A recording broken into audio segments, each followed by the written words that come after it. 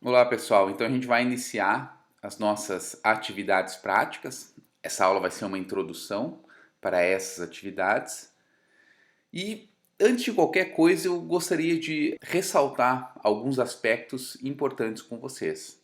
E aqui eu coloquei uma anotação, que reflete aí esses aspectos. A despeito da grande diversidade existente, todos os organismos possuem sistemas genéticos similares.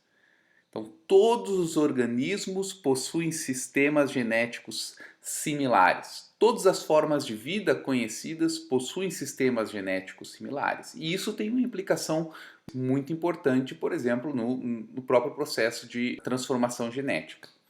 Uma vez que os organismos possuem sistemas genéticos similares, o estudo dos genes de um organismo revela princípios que se aplicam a outros organismos. O que significa isso? Se os meus sistemas genéticos são similares, aí existe daí uma explicação científica, evolutiva do porquê os sistemas genéticos são similares. Eles são similares porque acredita-se, do ponto de vista científico, que toda a vida tem a mesma origem, então por isso os sistemas genéticos são similares ou conservados. Nesse caso, o estudo dos genes de um organismo revela princípios que se aplicam a outros organismos. Ou seja, às vezes eu tenho um organismo que eu quero estudar. No entanto, ele é um organismo muitas vezes complexo de ser estudado. Mas como os sistemas genéticos são similares, eu consigo buscar informação referente ao meu organismo nas características particulares de um outro organismo que é mais fácil de se estudar. E isso é algo que deve ser ressaltado. Então, quais são algumas das implicações do fato de todos os organismos terem sistemas genéticos similares? 3 pontos principais. Todas as formas de vida, elas são geneticamente relacionadas. O segundo ponto, os achados de pesquisa no funcionamento gênico de um organismo, no funcionamento dos genes de um organismo, em geral, eles vão poder ser aplicados a outros organismos. Como eu falei para você, se eu estudo algo em um organismo que é mais fácil, eu posso extrapolar esse resultado para outro organismo. E os genes de organismos filogeneticamente relacionados. O que quer dizer isso aqui, filogeneticamente relacionados?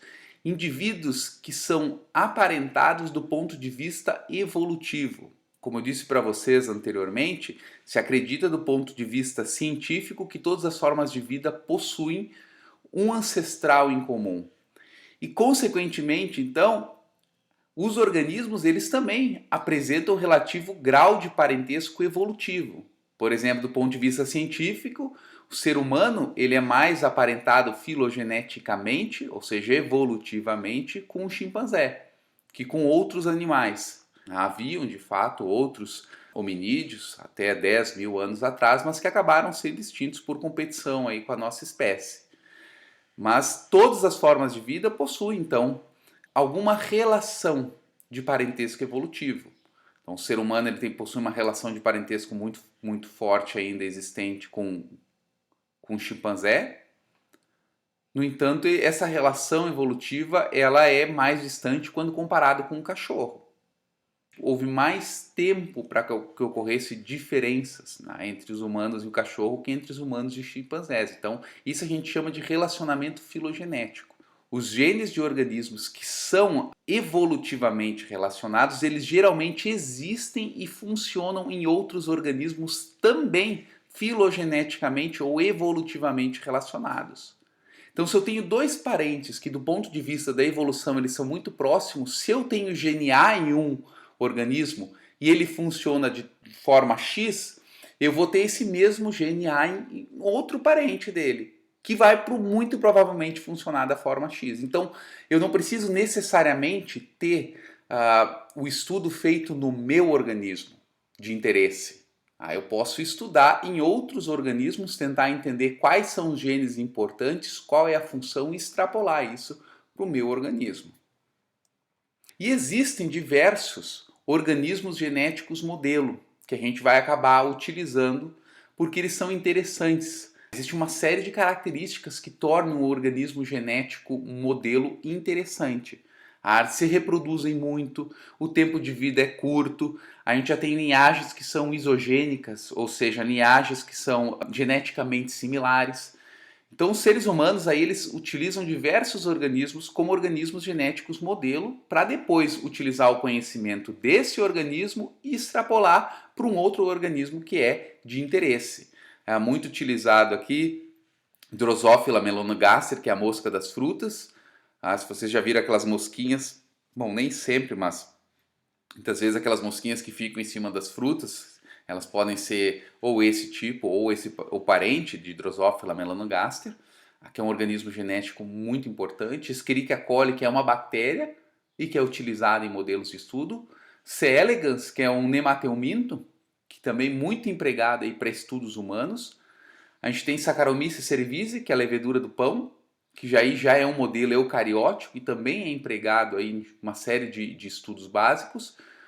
O rato, olha só, antes de testar em humanos, se testa em rato, porque é um organismo modelo e um parente relativamente próximo do ser humano, quando comparado, por exemplo, com uma mosca, ou com C. elegans, ou mesmo com Saccharomyces cerevisiae. Então a probabilidade de ter um gene que funciona do rato da mesma forma que funciona no humano é maior.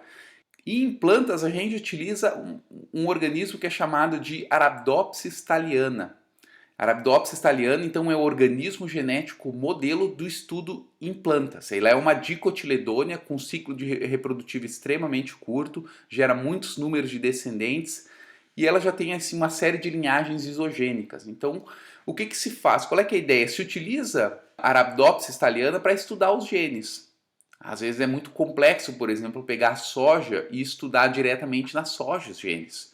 Por uma série de motivos, né? Pelo fato da transformação ser mais difícil, né? Principalmente a recalcitrância, a cultura de tecidos. Então se tenta entender como os genes funcionam em Arabidopsis, e uma vez que se tem conhecimento de como esses genes funcionam em Arabidopsis, se estuda o organismo, esses genes no organismo genético que a gente tem interesse, a via de regra interesse comercial. Então essa é a vantagem do uso de organismos genéticos modelos. E por que eu estou falando sobre isso? Porque para a bioinformática a gente vai fazer o uso desse conhecimento que a gente obtém em organismos aí que têm uns bancos de dados vastos e muito bem consolidados, já com uma série de sequências interessantes, banco de transcrição, o transcriptoma já foi feito, às vezes a gente tem bancos de proteínas, o proteoma já foi feito, sem contar que a parte do sequenciamento do genoma também já aconteceu, então isso torna tudo muito mais fácil de estudar.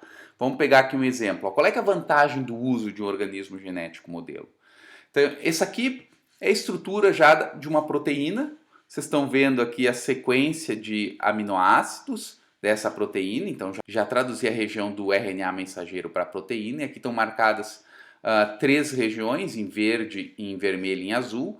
Cada uma dessas regiões corresponde a uma função. Existem softwares que já fazem, inclusive, a predição dessas funções. Aqui em verde é uma região do peptídeo de trânsito, ou seja, essa proteína ela é direcionada por algum local dentro da célula. Então ela possui um peptídeo de trânsito e na região N-terminal. Lembra, as proteínas têm uma região N-terminal, uma região C-terminal.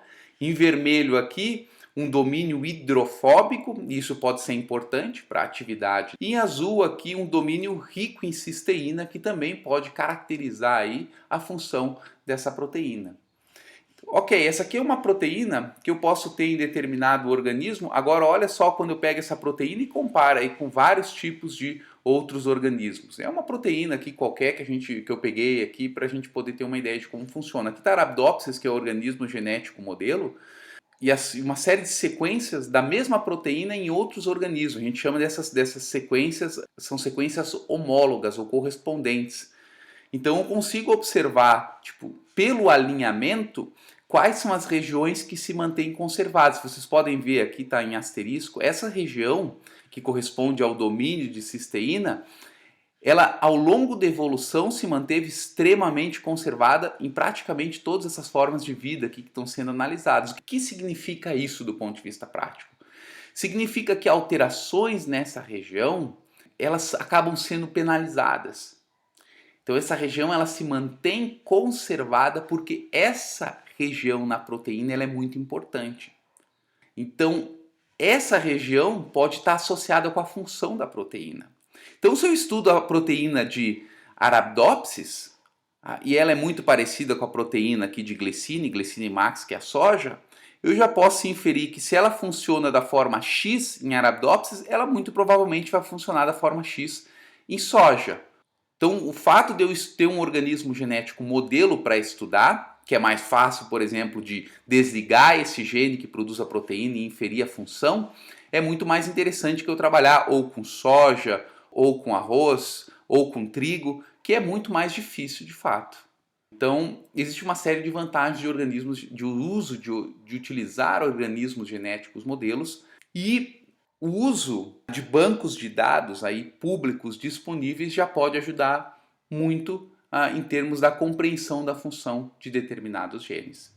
Então, tendo em vista a importância do uso de organismos genéticos modelos, a gente vai partir para algumas atividades práticas associadas aí com o uso de grandes bancos de dados.